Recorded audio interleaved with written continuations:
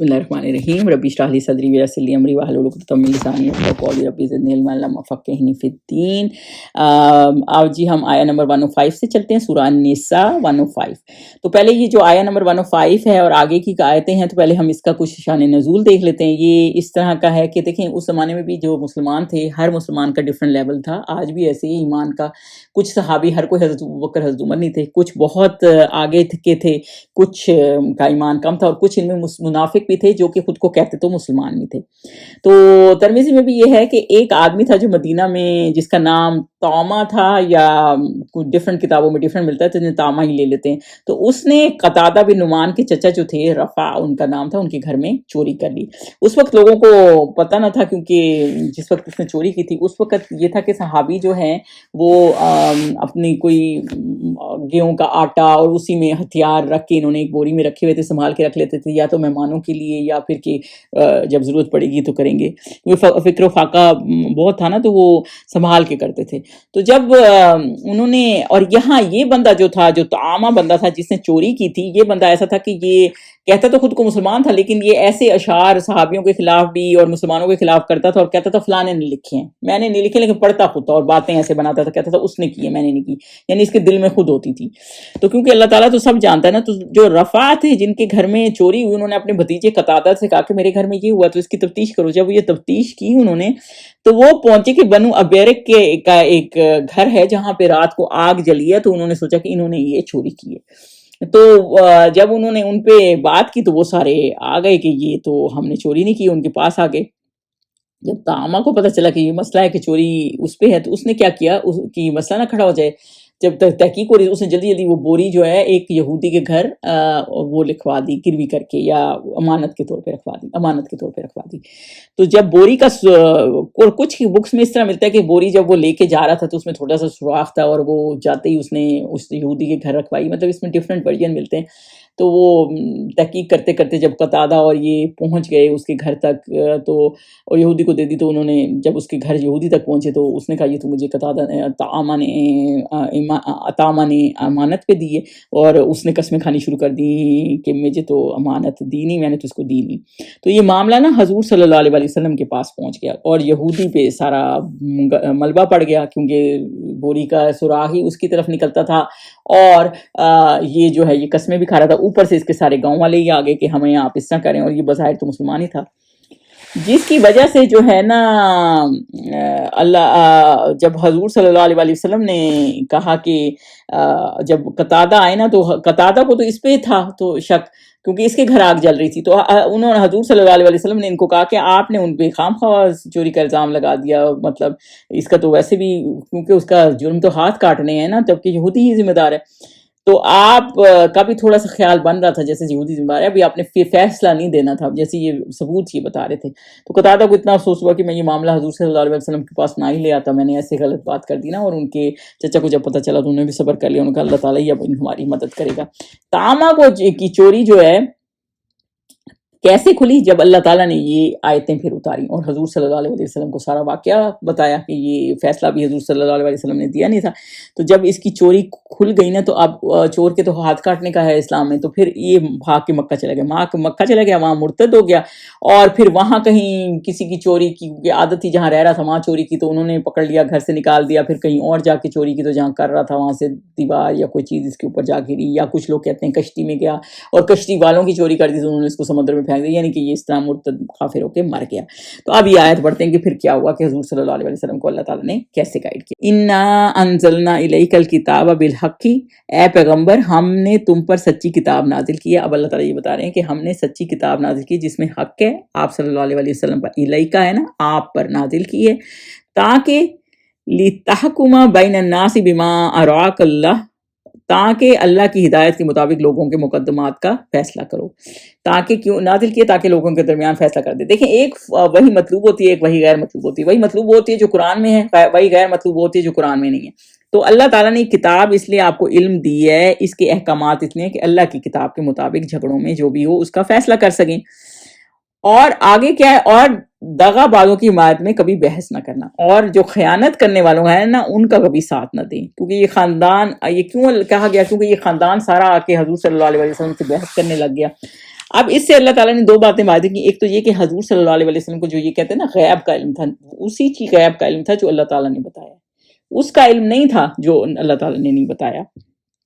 اور خائنین یہاں پہ آیا ہے کہ بحث کرنے، کیونکہ وہ بندہ تو ایک تھا جس نے چوری کیا، لیکن اس کا پورا قبیلہ آ گیا تھا ان سے لڑنے کہ ہم تو مسلمان ہیں اور ہمارے اوپر کیوں آپ اس طرح کا الزام لگا رہے ہیں کہ ہمارے بندے پہ کو ڈیفیکلٹی میں نہ دیں. اور حضور صلی اللہ علیہ وسلم کا کیونکہ پرانے جہالیت کا طریقہ یہ تھا نا کہ جو ویل سیٹ ہیں، جن کے ٹرائب اسٹرانگ ہیں، وہ پھر آ کے اپنے بندہ چھڑا لیتے تھے. حضور صلی اللہ علیہ وسلم کے ٹائم بھی ایک عورت جو فاطمہ نام کی تھی، جو بہت ہی ہائی کلاس کی تھی، اس نے کوئی چوری کی تو ان کے لوگوں نے بہت سفارشیں ڈالی ہیں کسی طرح ہمارا خاندان بدنام ہو جائے گا، حضور صلی اللہ علیہ وسلم سے کہیں کہ اس کو وہ سزا نہ دیں جو چور کی سزا ہے. تو اس پہ حضور صلی اللہ علیہ وسلم نے کیا کہا تھا کہ اگر میری اپنی بیٹی فاطمہ بھی ہوتی نا تو میں اس کے ہاتھ کاٹ دیتا. یعنی کہ یہ اسلام میں یہ چیز نہیں ہے کہ اوپر نیچے کا کرنا، یہ سب کے لیے ایک ہی ہے. تو اللہ تعالیٰ یہ بتا رہے ہیں کہ سچی کتاب نازل کی ہے آپ کو تاکہ آپ اس کی روشنی میں اس پہ اس کے فیصلے کریں. اور اللہ سے بخشش مانگنا، بے شک اللہ بخشنے والا ہے. تو اللہ تعالیٰ یہ فرماتے ہیں کہ بخشش مانگے اللہ سے، یا تو یہ کہ لوگوں کو ہمیں کہا جا رہا ہے کہ اگر کوئی گناہ ہو جائے تو پھر اللہ تعالیٰ سے بخشش مانگے، یا یہ کہ حضور صلی اللہ علیہ وسلم کے دل میں بس ذرا سا خیال ہی آ رہا تھا نا، ابھی انہوں نے کہا نہیں تھا، تو مطلب تو اللہ سے بخشش مانگے کہ مطلب غلط فیصلہ ہو نہ جاتا کہیں. کیونکہ دیکھیں جتنا رتبہ بڑا ہوتا ہے نا، اس کی چھوٹی سی غلطی بھی اتنی زیادہ اکاؤنٹ ہوتی ہے، جتنا رتبہ چھوٹا ہوتا ہے اتنا آپ کی سزا بھی کم ہوتی ہے. اب ہمارے دل میں خیال آ جائے گا، ہم نے نہیں کیا ہوگا، ابھی کیا نہیں ہوگا، لیکن خیال آ جائے گا تو ہمیں سزا نہیں ہے. لیکن حضور صلی اللہ علیہ وسلم کے کیونکہ فیصلہ سنانے ہی لگے تھے، ابھی سنایا نہیں تھا، تو پھر اللہ تعالیٰ نے کہا کہ آپ استغفار کریں. مطلب اتنی سی غلطی بھی ان کی کاؤنٹ ہوتی ہے. تو توبہ کا مطلب کیا ہوتا ہے؟ توبہ آئی ہے نا کہ مطلب استغفار، یعنی کہ ندامت بھی، گناہ بھی آئندہ بھی نہ کریں. تو اللہ بخشنے والا مہربان ہے، یعنی راستہ پھر بھی اللہ تعالیٰ ہمیشہ کھلا رکھتا ہے کہ اللہ تعالیٰ مہربان ہے، بخشنے والا ہے. اور ویسے بھی اللہ تعالیٰ کا اتنا احسان ہے کہ اینڈ ٹائم پہ آ کے اللہ تعالیٰ نے حضور صلی اللہ علیہ وسلم کو گائیڈ کر دیا. 107 پہ چلیں. اور لوگ اپنے ہم جنسوں کی خیانت کرتے ہیں، ان کی طرف سے بحث نہ کرنا، کیونکہ خدا خائن اور مرتکب جرائم کو دوست نہیں رکھتا. تو اللہ تعالیٰ یہ بتا رہے ہیں جو دھوکہ دے رہے ہوتے ہیں نا، اس کی سائڈ پر نہ رہیں کبھی بھی. وَلَا تُجَادِلْ عَنِ الَّذِينَ يَخْتَعْنُونَ أَنفُسَهُم، لیکن لوگ اپنے ان کی طرف داریاں کرتے ہیں. یعنی کوئی کہتا ہے یہ ہماری قبائل، جیسے وہ پورا قبائل آ کے بیٹھ گیا تھا کہ یہ جی ہمارا بندہ ہے، تو ہمارے گھر والے ہیں، ہم کہتے ہیں ہمارے رشتہ دار ہے، ہمارا بھائی ہے. تو مطلب ان کی وکالت نہ کریں کبھی بھی، کیونکہ اللہ تعالیٰ جو ہے نا ان لوگوں سے محبت نہیں کرتا جو نا انصاف کے ساتھ، زیادتی کرنے والوں کے ساتھ کھڑے ہو جاتے ہیں. تو آج ہم دیکھتے ہیں تو ہمارے ملکوں میں بھی پولیٹیکل پارٹیز ہیں یا گھریلو معاملات ہیں، تو ایک دوسرے کو یہ میرا بھائی ہے، دوست ہے، تو اس طرح فیورزم کرتے ہیں. تو اللہ تعالیٰ نا فیورزم کو پسند نہیں کرتا، تو وہ خیانت ہو جاتی ہے نا، آپ انصاف نہیں کر سکتے، تو اللہ تعالیٰ اس سے محبت نہیں کرتا. تو یہ بات یاد رکھیں، جب بھی آپ کے پاس کوئی فیصلہ آئے تو یاد رکھیں کہ اللہ تعالیٰ خیانت کرنے والوں سے وہ نہیں کرتا، بھلے آپ کے کتنے قریبی کیوں نہیں ہے. لیکن اگر یہاں تو یہ قریبی والا مسئلہ نہیں تھا، یہاں یہ بھی مسئلہ تھا، یہ اللہ تعالیٰ ہمارے لیے کہہ رہے ہیں. لیکن یہاں جو یہ قصہ اس بندے کا، اس کا تو یہ تھا کہ یہ بہت کنونسنگ تھا، اس کا ثبوت بھی مل رہا تھا کہ یہودی کے گھر ہی ہے، اور وہ قسمیں بھی اٹھا رہا تھا. لیکن اگر ویسے بھی اللہ تعالیٰ کہہ رہے ہیں کہ یہ، اور اتنا اوپر سے یہ پورا ٹرائب بھی آ کے زور دے رہا تھا کہ ہمارا ہے، تو مطلب یہ مسلمان ہے، تو آپ نے اس لیے فیور نہیں کرنا کہ یہ مسلمان ہے، چوری کیا ہے تو اس کو نہ پکڑیں، اور وہ یہودی ہے یا کافر ہے اس نے چوری کیا تو اس کو پکڑ لیں، اس کا الزام اس کے سر ڈال دیں. نہیں، اگر مسلمان نے بھی چوری کیا تو اسی کو سزا ملے گی. تو بیسیکلی اللہ تعالیٰ ان سے محبت نہیں کرتا جو خیانت والوں سے محبت کی سائڈیں لیتے ہیں. 108 پہ چلیں. یہ لوگوں سے تو چھپتے ہیں اور اللہ سے نہیں چھپتے، حالانکہ جب وہ راتوں کو ایسے باتوں کے مشورے کیا کرتے ہیں جن کو وہ پسند نہیں کرتا، ان کے ساتھ ہوا کرتا ہے، اور اللہ ان کے تمام کاموں پر احاطہ کیے ہوئے ہے. تو 108 میں اللہ تعالیٰ یہ بتا رہے ہیں یہ چھپتے ہیں لوگوں سے تو چھپ سکتے ہیں. یعنی وہ پورا خاندان ان کو پتہ بھی تھا ان کا بندہ چور ہے، لیکن وہ لوگوں سے چھپ کے جھوٹ بول رہے تھے کہ ہم نے نہیں کیا، تب بھی جھوٹ بول رہے تھے. لیکن اللہ سے تو چھپ نہیں سکتے، اللہ تو ہر چیز جانتا ہے نا. بھائی کوئی بھی کام کرتے وقت، غلط کام کرتے وقت، اس کو اس طرح لے لیں، اللہ تعالیٰ کو تو پتہ ہے نا آپ نے غلط کام کیا ہے، تو آپ اللہ سے تو نہیں چھپ سکتے، بھلے آپ لوگوں سے چھپتے رہیں، اس کا کوئی فائدہ نہیں. اور راتوں کو مشورے کرتے ہیں، یعنی اس طرح یہ راتوں کو بحثیں کرتے ہیں کہ کس طرح چھڑانا ہے، کس طرح اس کو ہینڈل کرنا ہے معاملات کو. آپ نے دیکھا ہوگا اس طرح کے معاملات کے مشورے ہمیشہ راتوں کو ہی ہوتے ہیں. ساری رات لوگ بیٹھ کے اپنی چوریاں چھپانے کے لیے اور ساری رات بیٹھ کے بحثیں کرتے ہیں کہ ان کو کیسے پلاٹ کرتے ہیں، کہ ان کو کیسے نکلوائیں، اور سارے مشورے کرتے ہیں. اور کسی کی طرفداری کو اللہ تعالیٰ نے بیسیکلی پسند نہیں کرتا. باتوں میں مشورے کرتے ہیں جن کو وہ پسند نہیں کرتے، ان کے ساتھ ہوا کرتے ہیں. تو بیسیکلی ان کے ساتھ اللہ تعالیٰ کسی کی طرفداری کو پسند نہیں کرتے. بیسیکلی آپ نے کسی کے ساتھ پسند نہیں کرنا. ایسے لوگ اللہ کے گھیرے میں ہیں. اللہ تعالیٰ یعملون محیطہ ہے نا، ان کاموں پر اللہ تعالیٰ احاطہ کیا ہوا ہے. دنیا میں لوگوں سے خیانت کرتے پھرتے ہیں، جو بھی کرتے رہتے ہیں نا، ایسے لوگ اللہ تعالیٰ کے گھیرے میں ہیں. یعنی اللہ تعالیٰ کا آتا ہے، اللہ تعالیٰ تو جانتا ہے نا انہوں نے کیا کیا ہے. تو اللہ تعالیٰ اچھی طرح جانتا ہے کہ انہوں نے کتنی خیانت کی اور کس طرح خیانت بندے کے ساتھ جا رہے ہیں اور کس کی طرفداریاں کر رہے ہیں، یعنی کہ اپنے ہی بندے کے ساتھ ملے ہوئے ہیں اور حق کی بات نہیں کر رہے. تو یہ اللہ تعالیٰ ان کو جانتا ہے. تو ابھی نہیں پکڑے گا تو اگلے جہان پکڑے جائیں گے. 109 پہ چلیں. بھلا تم لوگ دنیا کی زندگی میں تو ان کی طرف سے بحث کر لیتے ہو، قیامت کی کو ان کی طرف سے اللہ کے ساتھ کون جھگڑے گا اور کون ان کا وکیل بنے گا. تو بیسیکلی اللہ تعالیٰ یہ کہہ رہے ہیں کہ ابھی تو دنیا میں وہ پورا خاندان ہی بیٹھ کے، اس قصے کو بھی ذہن میں رکھیں، پورا خاندان ہی بیٹھ کے یہ لڑنے آ گیا تھا کہ نہیں ہمارا بندہ اپنی طرفداری کر لیتے ہو. تو قیامت میں ان کا کون ان کو ڈیفینڈ کرے گا جب یہ غلط ہوں گے؟ تو پھر کیا پھر بھی تم غلط سائڈ بائی سائڈ لے سکو گے؟ یہ بالکل ایسی بات ہے جب حضور صلی اللہ علیہ وسلم نے اپنی بیٹی تک کو کہا کہ آپ نے آپ کو آگ سے بچا لینا، میں اس دن کام نہیں آ سکوں گا. تو بیسیکلی حشر کے میدان میں جب لوگ کھڑے ہوں گے نا، تو حضرت آدم کو کہیں گے آپ اتنی دیر ہو گئی ہے، آپ اللہ تعالیٰ سے کہیں حساب کتاب سٹارٹ ہو، اور سارے نبیوں کے پاس جائیں گے، کوئی بھی جائے گا نہیں، پھر آخر میں حضور صلی اللہ علیہ وسلم کے پاس آئیں گے. تو بیسیکلی ادھر کوئی بھی مددگار نہیں ہوگا. حضرت عائشہ ایک دفعہ رو رہی تھیں، وہ کہہ رہی تھیں جہنم کو یاد کر کے رو رہی ہیں. تو آپ صلی اللہ علیہ وسلم سے انہوں نے پوچھا، اس بات کا مفہوم یہ ہے کہ آپ ہماری مدد کریں گے. تو آپ صلی اللہ علیہ وسلم نے کہا کہ صرف 3 مقامات پہ کوئی کسی کام نہیں آ سکے گا. ایک جب اعمال نامے تقسیم ہو رہے ہوں گے، دوسرا جب پولیس رات پہ چلنے کا ٹائم ہوا، تیسرا جب اعمال نامے اعمال تل رہے ہوں گے، جب اعمال تل رہے ہوں گے. تو اس وقت کوئی کسی کام نہیں آ سکے گا. تو بیسیکلی اللہ تعالیٰ یہ بتا رہے ہیں کہ آج تو لوگوں کی طرفداریاں کر رہے ہو، پھر اگلے جہان کون کسی کی طرفداریاں کرے گا، سائڈ نہیں کرے گا. آپ تو آج تو غلط کی سائڈ پہ کھڑے ہوئے ہو کہ یہ ہمیں اس سے فائدہ ہے، یا ہمارا بندہ ہے، یا ہمارا رشتہ دار ہے. آج اس طرح خیانت کے ساتھ کھڑے ہوئے ہو.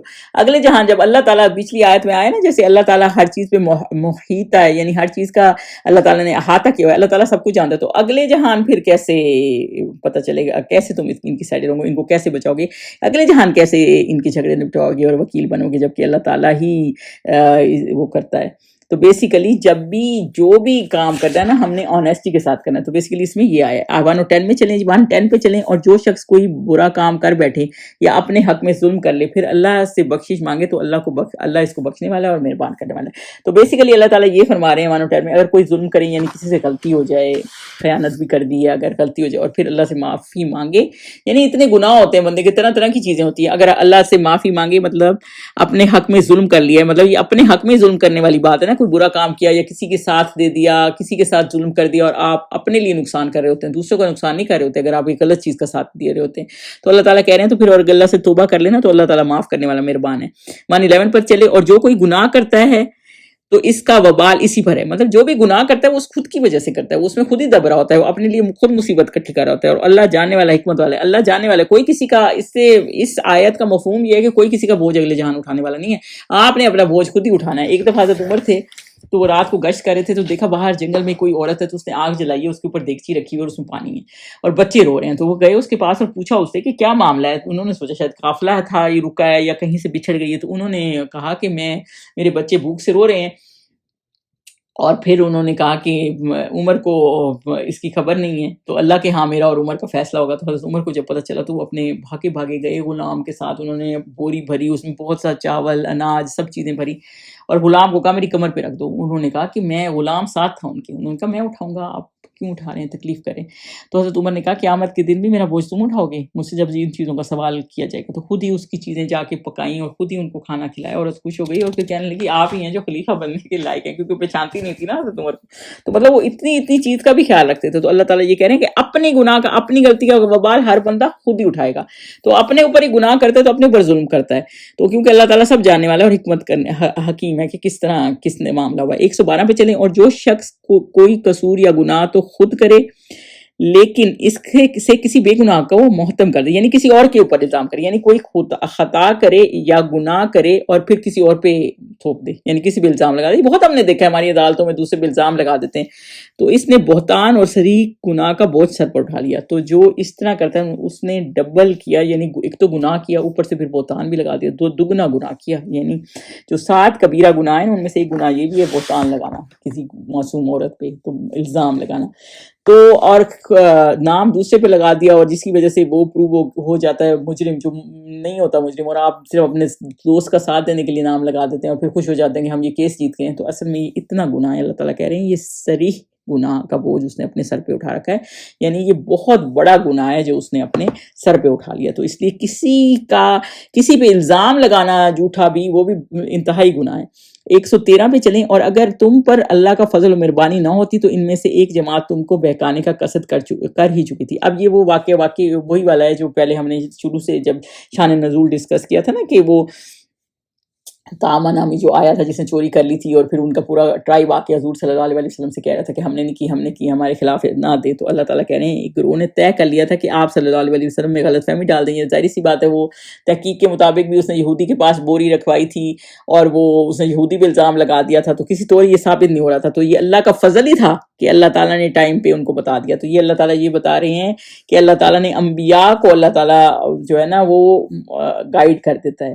تو اور صحیح فیصلہ کرنا نا، حدیث پاک میں ایک مفہوم ہے کہ قاضی 3 قسم کے ہوتے ہیں، ایک جنت میں اور 2 جہنم میں جائیں گے. ایک وہ جو حق کو پہچانتا ہے اور فیصلہ کر دیتا ہے، ایک دوسرا وہ جنت میں جائے گا، اور دوسرا وہ جو حق کو پہچانتا ہے مگر ظلم سے کام لیتا ہے، یعنی فیصلہ اگینسٹ دیتا ہے، اسے پتا ہوتا ہے یہ بندہ سچا ہے لیکن پھر بھی سزا دے دیتا ہے، وہ جہنم میں جائے گا. دوسرا یہ کہ نادانی سے فیصلے کرتا ہے، یعنی کہ اس کو سمجھ ہی نہیں ہے، نہ کوئی تحقیق کرتا ہے، ایسے ہی فیصلے سنا دیتا ہے. بھائی اگر تمہیں سمجھ ہی نہیں تھی تم کیوں بیٹھے تھے، تم نے کیوں کسی کی زندگی کا فیصلہ اس طرح کر دیا نا، تو وہ اس کا بھی جہنم میں جائے گا. تو اللہ تعالیٰ حضور صلی اللہ علیہ وسلم نے نا ایک دفعہ حضرت علی کو قاضی بنا کر یمن بھیجا. تو انہوں نے کہا یا رسول اللہ مجھے کوئی نصیحت کریں. تو انہوں نے کہا جب 2 جھگڑے والے بیٹھے ہوں نا، جھگڑا کر رہے ہوں، تو دونوں کی بات غور سے سننا اور پھر فیصلہ کرنا، یعنی کہ ایک کا کر کے آپ فیصلہ کر دینا. تو یہ بہت ہی ضروری ہے. تو اللہ تعالیٰ یہ بتا رہے ہیں کہ یہ اللہ تعالیٰ کا فضل ہی تھا کہ اللہ تعالیٰ نے ان کو گائیڈ کر دیا اور ان کو یہ پتہ کر دیا. اور آپ آج تو حضور صلی اللہ علیہ وسلم نہیں ہیں، تو اللہ تعالیٰ نے ان کو تو وہی سے گائیڈ کر دیا. تو آج کے جج کا کیا معاملہ ہے کہ اپنی پوری طرح تحقیق کر لیں، اپنی طرف سے صحیح طرح فیصلہ کر لیں، اور اس کے بعد پھر آگے اللہ تعالیٰ پہ چھوڑ دیں. لیکن اگر آپ کو پتہ ہے تحقیق سے غلط ہے تو غلط فیصلہ نہ دیں، اس کی بہت سزا ہے. تو اور یہ اپنے سوا کسی کو بہکا نہیں سکتے، یہ اللہ تعالیٰ نے کہا یہ کسی کو بہکا نہیں سکتے اور نہ تمہارا کچھ بگاڑ سکتے ہیں، اور اللہ نے تم پر کتاب اور دانائی نازل فرما دی. یعنی اگر فیصلہ آپ کو یہ نہیں بکھا سکتے کیونکہ خود کو ہی دھوکہ دے رہے ہیں غلط بات کر کے نا، یہ اپنے سوا کسی کو بہکا نہیں سکتے. اگر آپ ایک غلط بات کا فیصلہ کرانا چاہ رہے ہیں اور غلط بات ہی ایمفیسس کر رہے ہیں اور جھوٹ بول رہے ہیں تو اپنا ہی نقصان کر رہے ہیں، خود کو ہی بہکا رہے ہیں. حضور صلی اللہ علیہ وسلم کو نہیں بہکا سکتے. ایک تو اللہ کا فضل، اوپر سے اللہ نے آپ صلی اللہ علیہ وسلم پر رحمت کیا کی، کتاب دی، اس میں حکمت دی، احکامات شرعی دی اور علم دیا، اور وہ آپ کو سکھایا جو وہ پہلے نہیں جانتے تھے، اور وہ علم تھی. یعنی اس کو اللہ تعالیٰ نے رحمت کہا ہے. اور رحمت جو ہے نا وہ آپ کو عنایت سے ملتی ہے. تو اللہ تعالیٰ کی خاص عنایت تھی کہ اللہ نے آپ پر کتاب اور دانائی نازل کی، یعنی حکمت نازل کی، اور آپ کو وہ باتیں سکھائیں جو آپ نہیں جانتے تھے. اور تم پر اللہ کا بڑا فضل ہے. تو یہ اللہ تعالیٰ کا بہت فضل ہے. ایک تو یہ کہ قرآن اترا، پھر حکمت یعنی علم اور اس کی سمجھ، وزڈم بھی ہے، سارا کچھ دیا. تو یہ اللہ تعالیٰ کا بہت بہت ہی بڑا رحم تھا حضور صلی اللہ علیہ وسلم پہ. اس کے ساتھ اللہ تعالیٰ نے حضور صلی اللہ علیہ وسلم کو صحابی ایسے بے مثال دیے تھے جو جان نثار تھے، اور اللہ تعالیٰ اینڈ ٹائم پہ ان کو اللہ تعالیٰ نے گائیڈ کر دیا. اللہ تعالیٰ جب کسی مشکل سے آپ کسی کو بھی گائیڈ کر دیتا ہے نا کہ وہ غلط فیصلہ کرنے سے بچ جاتا ہے، جی بھی اللہ تعالیٰ کا بہت بڑا فضل ہوتا ہے. آیت نمبر 114 پہ 114 پہ چلیں. لا خیر فی کثیر من نجواہم الا من امرا بصدقات. اچھا، اس میں اللہ تعالیٰ ان لوگوں کو بہت سی باتیں بتا رہے ہیں کہ اچھا نہیں ہے، کثیر ہے، یعنی اللہ تعالیٰ یہ کہہ رہے ہیں کہ جو سرگوشی ہے نا، نجواہم ہے نا، تو اللہ تعالیٰ یہ کہہ رہے ہیں کہ جو سرگوشی ہے اس میں کوئی خیر نہیں ہے. یہ کیونکہ منافقین کا ایک گروپ کیا کرتا تھا کہ وہ ایک سائڈ پہ بیٹھ جاتا تھا، اور جب حضور صلی اللہ علیہ وسلم مجلس میں بولتے تھے نا تو وہ سرگوشیاں کرتا تھا اور ایک دوسرے کے کانوں میں باتیں کرتے تھے اور پھر ہنستے تھے، اشارے کرتے تھے. تو اللہ تعالیٰ یہ کہہ رہے ہیں کہ سرگوشی جو ہے نا اس میں کوئی خیر نہیں ہے، وہ صرف 3 چیزوں میں الاؤڈ ہے. تو نجواہم میں تو سرگوشی کس چیز میں الاؤڈ ہے؟ یا تو آپ نے کہیں صدقہ کا مشورہ دینا ہو نا کسی کو، تو کان میں بیٹھ کے کسی کو دے دیں کہ تم بھی صدقہ دے دو، ہم نے بھی اتنا ڈونیشن دیا، تاکہ وہ بھی نیکی کا کام کر لے. ایک یہ تو، اور یہ خاموشی سے آپ بتا سکتے ہیں. دوسرا یہ کسی کو نیکی کا حکم دینا ہو، یعنی کہ کوئی غلطی کا کر رہا ہے یا نیکی کا کام کر رہا ہے تو کسی کو نیکی کا حکم دینا ہو نا، اصلاح کرنا ہو کہ یہ کسی نے کہیں غلطی کر دی ہے تو آپ تم یہاں صحیح کر لو تاکہ یہ غلط چیز اس کی ٹھیک ہو جائے، یہ بھی نیکی کا حکم ہے. یا کوئی نیکی کا کام میں ہو تو یہ آپ اس طرح سرگوشی کر سکتے ہیں. اور تیسری یہ کہ اس میں الاؤڈ ہے جب کسی دو بندوں میں صلح کرانی ہو، یعنی ایک کو آپ سائڈ پہ جا کے بتا رہے ہیں، دوسرے کو سائڈ پہ جا کے بتا رہے ہیں، کسی میں صلح کرانی ہو نا تو وہ تب بھی آپ نیکی کا کر سکتے ہیں. تو اس میں ایسا ہے، یعنی کہ اللہ ایک حدیث پاک بھی کیا کا مفہوم کیا ہے کہ ایسا کام بتاتا ہوں جس کا درجہ روزہ نماز صدقے سے بھی افضل ہے، اور وہ کام ہے اصلاح کرنا، یعنی کسی لوگوں میں رنجش دور کرنا، ان کی صلح کرنا. اور جو ہے نا یہ بہت امپورٹنٹ کام ہے. حضرت ام کلثوم کہتی ہیں آپ صلی اللہ علیہ وسلم کو 3 باتوں میں بات ادھر ادھر کرنے کی لوگوں کو اجازت دی ہے کہ یعنی یہاں کی بات وہاں کر سکتے ہیں، ورنہ تو اجازت نہیں ہے. ایک یہ کہ جہاد کی ترغیب دینا، تو آپ بتا سکتے ہیں کسی کو صلح کرنا کسی کے درمیان، تو ایک کو دوسری بات بتا دیں، ایک کو ادھر بتا دیں کہ وہ تمہارے بارے میں یہ کہہ رہا ہے، دوسرے کو کچھ بھی بتا دیں کہ کیا کہہ رہا ہے، تاکہ صلح ہو جائے. میاں بیوی میں صلح کرانے میں نا آپ بات تھوڑی سی آگے پیچھے کر سکتے ہیں، ورنہ الاؤڈ نہیں ہے، جھوٹ کسی صورت الاؤڈ نہیں ہے. تو بیسیکلی یہ بہت بڑی نیکی ہے. اور اللہ تعالیٰ نے آگے کیا کہا ہے، جو یہ کام کرے اور جو ایسے کام اللہ کی خوشنودی حاصل کرنے کے لیے کرے گا تو ہم اس کو بڑا ثواب دیں گے، یعنی اجرن عظیمہ. جو یہ کام کرے گا تو یعنی صدقہ دے گا. کون سے کام؟ صدقہ دے گا، نیکی کا حکم دے گا، لوگوں میں صلح کرائے گا، تو اس کے بدلے اللہ تعالیٰ نے آپ کو اجر عظیم دیا. تو بس ان 3 کاموں کے لیے سرگوشی جائز ہے. باقی جو یہاں گروپ میں بنا کے لوگ عورتیں ایک دوسرے سے باتیں کری ہوتی ہیں، سرگوشیاں کری ہوتی ہیں نا، وہ جائز نہیں ہے. 115 پہ چلیں. اور جو شخص سیدھا رستہ معلوم ہونے کے بعد پیغمبر کے مخالف کرے اور مومنوں کے رستے کے سوا اور رستے پر چلے تو جدھر وہ چلتا ہے ہم اسے ادھر ہی چلنے دیں گے، اور قیامت کے دن جہنم میں داخل کریں گے، اور وہ بری جگہ ہے. تو بیسیکلی اللہ تعالیٰ وہ بتا رہے ہیں جن کے پاس ہدایت آ گئی ہے نا، اور ان کے پاس حضور صلی اللہ علیہ وسلم کی گائیڈنس بھی ہے، اور وہ پھر بھی نافرمانی کرتے ہیں، تو آپ صلی اللہ علیہ وسلم کی بات پر چلنا مناسب نہیں سمجھتے. کئی لوگ کہتے ہیں کہ ہمیں حدیث سنا بھی دیں تو اس پہ عمل نہیں کر رہے تھے. جو دین آ گیا، رسول آ گئے ہیں، نماز روزہ اور ان کے طریقے کیسے کرنا ہے، اور پھر بھی بدعتوں پہ پڑے رہتے ہیں مثال کے طور پر، اور حق واضح ہو گیا اور حق میں نہیں رہتے، تو وہ جو رستہ پھر اختیار کرتے ہیں نا بدعتوں کا، غلط رستہ، تو پھر اللہ تعالیٰ ان کو غلط رستے میں ہی ڈال دیتا ہے، تو وہ غلط رستے میں ہی چلتے رہتے ہیں. آج آپ دیکھیں گے بہت سے اسکالر ایسے ہیں جو ہر چیز پہ ایک غلط رستے پہ لوگوں کو ایک غلط ڈائریکشن بتا دیتے ہیں، تو وہ اسی پہ چلے جاتے ہیں کیونکہ خود وہ سیکھتے نہیں ہیں. اور اس آیت پہ ہی حضرت امام شافعی جو کہتے ہیں نا کہ مشہور ہے کہ 300 مرتبہ انہوں نے قرآن کو پڑھا اس سوال کا جواب دینے میں، اور وہ یہ تھا کہ اگر قرآن و حدیث کے بعد اگر آپ کو کوئی معاملہ ایسا ہے کہ آپ کو ریفرنس نہیں مل رہا، تو پھر جو علماء کا اجماع ہے نا، یعنی کہ جو مومنوں کے رستے میں آئے نا، مومنوں کے رستے کے سوا، یعنی کہ علماء کا جو نیک لوگ ہیں ان کا اجماع ہے، قرآن کی روشنی میں جو فیصلہ کرتے ہیں اس سے بھی کہتے ہیں میں نہیں مانتا، تو وہ ان کے لیے یہ ہے کہ وہ پھر جدھر غلط رستے پہ چلتے ہیں وہ پھر چلے ہی جاتے ہیں، اور ان کے لیے راستہ جو ہے وہ کیا ہے، جہنم کا ہے، اور وہ برا راستہ ہے. تو بیسیکلی اللہ تعالیٰ یہ بتا رہے ہیں کہ جب بھی ہمیں کوئی مشکل پڑے ان آیتوں میں، بیسیکلی اس کو مفہوم یہ ہے کہ ہمیں اللہ اور اللہ کے رسول قرآن و حدیث سے ہیلپ لینی چاہیے، اور صحابہ کے طریقے دیکھنے چاہیے، اور اگر پھر بھی نہ ملے تو پھر اجماع جو نیک لوگ مومن ہیں ان کے کیا طریقے تھے اس حساب سے چلنا چاہیے. اور ویسے دیکھا جائے تو ہر چیز ہی قرآن و حدیث سے ظاہر ہے الحمدللہ، اور ہمیں اس پہ عمل پوری طرح کرنا چاہیے. سبحانک اللہم و بحمدک، اشہد ان لا الہ الا انت، استغفرک و اتوب الیک.